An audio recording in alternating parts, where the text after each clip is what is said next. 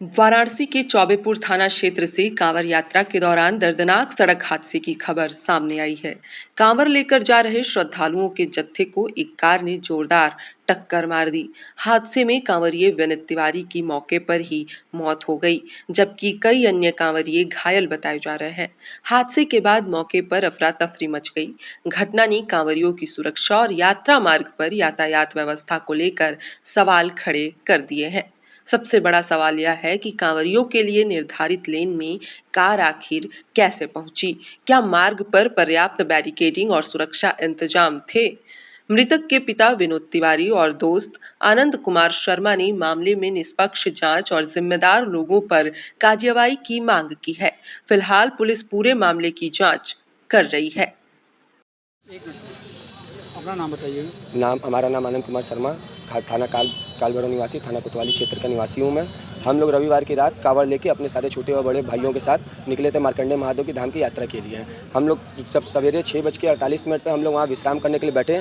पीछे से एक अज्ञात गाड़ी ने, जो तेज़ रफ्तार गाड़ी थी, उसकी स्पीड ऐसी थी कि हम लोग मौके वारदात पर हम लोग को समझ ही नहीं आया। सभी को टक्कर मारते हुए उड़ाते हुए निकल गया, जिसमें गंभीर रूप से 3-4 लोग हैं जिनकी अभी इलाज चालू किए गए। उसमें मेरा एक छोटा भाई विनीत तिवारी की मृत्यु हो गई थी। और उसके बाद जब हम लोगों ने चौकी पे पहुंचा, जब चौकी पे बात की तो चौकी से हम लोग का मुकदमा हुआ। मुकदमा होने के बाद जब हम लोग दूसरे दिन पहुंचे तो वहाँ के हम लोग के थाना प्रभारी ने हम लोग से कहा कि उसकी गिरफ्तारी हो चुकी है और उसको जेल भेज दिया गया। हमने उनसे ये भी बोला कि जब उनकी गिरफ्तारी हुई तो हम लोग को, तुम्हारे घर के इतना बड़ा कांड हुआ है, आप लोग हम लोग से मुलाकात नहीं कराया। तो उन्होंने कैसा ऐसा नहीं होता। हमने कहा आप हमको लिखित रूप में दीजिए, तो उन्होंने हमसे लिखित रूप में नहीं दिया और वहाँ से तुरंत उठ के चले गए कि हमको मीटिंग में जाना है, ऐसे वैसे करके। तीसरे दिन जब हम अपने बड़े भाई अधिवक्ता लोग को लेकर वहाँ पहुँचे तो वहाँ के जो एसआई थे, जो विवेचना अधिकारी थे, उनका कहना था गाड़ी सीज हुआ है, सामने वाले को गोरखपुर से 151 कर दिया गया है। तो हमारा कहना था जब हमारे घर में मृत्यु हुई है तो वहाँ के विवेचना अधिकारी ने ये क्यों कहा कि उसके ऊपर 151 हो जाएगा, उसको 151 गोरखपुर से। जब घटना ये चौबेपुर में हुई है तो उसको गोरखपुर से क्यों चालान काटा जाएगा? सीजिंग होगी, अपराधी आएंगे, वो हमारे पास आएंगे, मौके वारदात में हमको पुष्टि करानी चाहिए। ऐसा कुछ नहीं हुआ और हमको खाली फर्जी तरीके से 3-4 दिन से आश्वासन दिया जा रहा था। हम लोग एकदम संतुष्ट नहीं थे। आज हम लोग सारे लोग मन बना करके सीपी सर के पास आए। सीपी सर के पास से हमको संतुष्ट का आश्वासन मिला है। आरोपी का हमको फोटो भी मिला है और हमारी पीएम रिपोर्ट जो हमको चाहिए थी वो भी मिली है और आरोपी का जो गाड़ी चिन्हित था सब हुआ और वो कहे हैं कि उचित कार्रवाई जितनी बढ़िया से बढ़िया, जितनी जल्द तरीके से हो जाएगी हम सारी करने की। धाराएं लगाएं वो कुछ सही तरीके की धारा नहीं है। जो गंभीर धाराएं होती हैं वो धाराएं उन पर नहीं लगी है। मतलब 151 धारा लगी है। वो 151 पे बता रहे थे, मैं चालान काट के भेजा। वहाँ के विवेचना अधिकारी उन्होंने कहा कि उनके धारा पे, तो हम लोग बोले कि उनको जो धारा लगी उस पर गिरफ्तारी, तो वो कह रहे वो गिरफ्तारी उस पर नहीं होती, एक्सीडेंट पे ये नहीं होता है, वो नहीं होता। तो ये सब चीज़ से हम रूठे हुए थे। तो आज हम सीपी सर के पास आए हैं।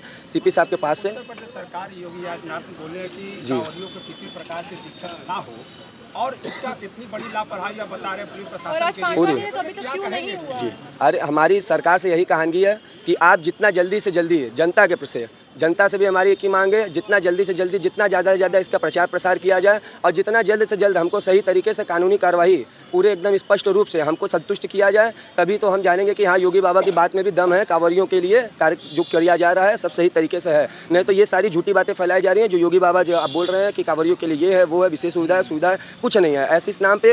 और वहाँ मौके वारदात पे जब हम लोग साथ घटना घटित हुई, ना ही तत्काल रूप में एक ग्रामीण वहाँ के हम लोग की मदद किया। हमने यहाँ आए हैं कि संडे को रात में 11 बजे के करीब में बच्चे सब नहा धोवा के कांवड़ लेकर जल भर के मार्कंडे जी जा रहे थे लोग। तो चौबेपुर के आसपास बच्चे सब थोड़ी रेस्ट के लिए चाय पीने के लिए गाड़ी साइड किए। कांवड़ ढीला हो गई, कांवड़ टाइट करने लगे। तो किसी चाय के दुकान पर लोग चाय पी रहे थे, साइड में बैठकर एक गाड़ी ने आई, उसको 6-7 बच्चों को उड़ावट लेके चली गई, जिसमें हमारे बच्चे विनीत तिवारी स्पॉट हो गए और बच्चों लोग के बेचू में इलाज चल रही है। दीनदयाल नहीं प्राइवेट अस्पताल में, दीनदयाल से प्राइवेट में चले गए, कोई बेचू गए, कोई कहीं गए, जिसको जैसा साधन मिला लोग भागे। और चौबेपुर थाने पर हम लोग गए, 2 दिन दौड़ने के बाद FIR तो हो गई, बाकी उसके बाद FIR के कागज़ लेने के लिए 2 दिन हम लोग को दौड़ना पड़ा। FIR के कागज़ तुरंत नहीं मिली। ये कांड जो है 17 तारीख को सुबह में 7 बजे के करीब की है, 7-7:15 बजे के करीब में। और एक बच्चे तो मर ही गए और 3-4 बच्चे का भी इलाज चल रही है प्राइवेट में, सरकारी में, जैसी सकती है। अभी कोई सुविधा बच्चों लोग को भी नहीं मिली, ना हमें मिली। और थाने पर हम लोग जाते थे, पोस्टमार्टम रिपोर्ट आज हमको SP साहब के पास आए तो वहाँ वो लोग SP साहब को भेजे मोबाइल पर, तो हमारे मोबाइल पर मिला। पोस्टमार्टम रिपोर्ट भी हमें नहीं मिल रही थी चौबेपुर थाने से। बच्चे कल भी जाके 4 घंटा 5 घंटा बैठते, वहाँ कोई अधिकारी बात करने को सामने नहीं आ रहा था।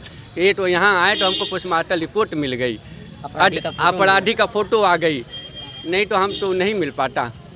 तो ये बताइए कि किस गाड़ी से टक्कर हुई थी? वो हुंडा सिटी गाड़ी है, हुंडा सिटी गाड़ी है। आज जिसमें हमारे बाबा ने कहा कि कंवरियों को कोई तकलीफ होना नहीं चाहिए। इतने बड़ी हादसा हो गई, चौबेपुर थाना एकदम कान में रुई नहीं छुपी कि अभी तक कुछ नहीं भैया। यहाँ जब आने पर सब हमें मिल रहा है, वो थाना इतनी सो गई थी। तो आप आए तो बात हुई तो क्या आश्वासन आपको? आश्वासन मिला कि देखिए अपराधी भी पकड़ा गई, गाड़ी भी पकड़ा गई, अब आपको कोर्ट से न्यायालय होगी, मुकदमा लड़िए, कोर्ट से आपका न्यायालय होगी, आप घबराइए मत।